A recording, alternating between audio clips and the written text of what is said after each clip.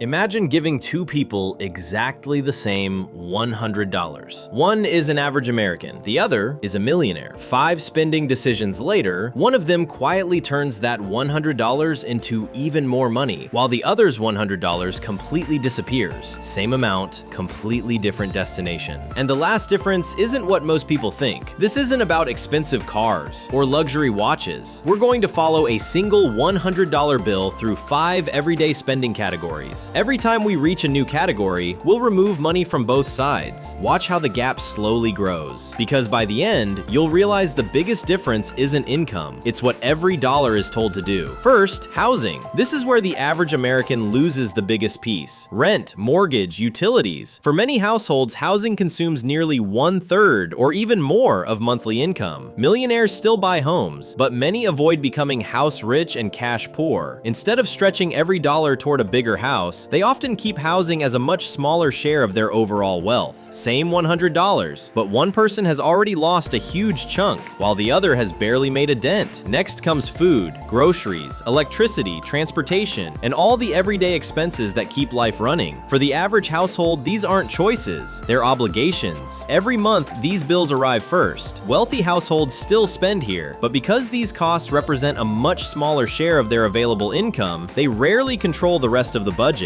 For one person, essentials decide what's possible. For the other, they're simply another line on the statement. Now comes the category most people overlook: education. Not just college, books, courses, certifications, coaches, conferences, skills. Studies have consistently shown that higher income households spend far more on learning and professional development than the average household. Why? Because they don't see education as an expense, they see it as an investment that can increase future income. While $1 buys today's entertainment, another dollar might create opportunities that pay for years. Here's where the difference becomes impossible to ignore: saving and investing. Most people think wealthy families invest because they have money left over, but many do the opposite. Investing happens first, spending adjusts afterward. They treat investing the same way most people treat rent. It's not optional, it's already scheduled. The average household often saves what's left after spending. Wealthy households spend what's left after saving. It sounds similar, but over decades, it changes everything. And now, the final category. Except it isn't actually a category, it's the money that's still left. Here's where the psychology changes. For many people, the remaining dollars slowly disappear. Convenience, small purchases, eating out, impulse buys, upgrades, rewards after a stressful week. None of these purchases are necessarily bad, but the money's job ends there. Wealthy households often ask a different question: can this dollar make another dollar? If the answer is yes, that leftover money gets sent right back into investments. Month after month, year after year. Eventually, it's no longer their salary creating wealth, it's yesterday's dollars working for today's dollars. So, what's the real difference between the average American and a millionaire? It's not that one starts with a magical $100, it's that every dollar has a job before it's ever spent. One budget is built around surviving the month, the other is built around growing the future. Income starts the journey, but habits decide the destination. If you enjoy these psychology-based money breakdowns, subscribe. Every week, we uncover the hidden decisions that quietly shape wealth, success, and human behavior.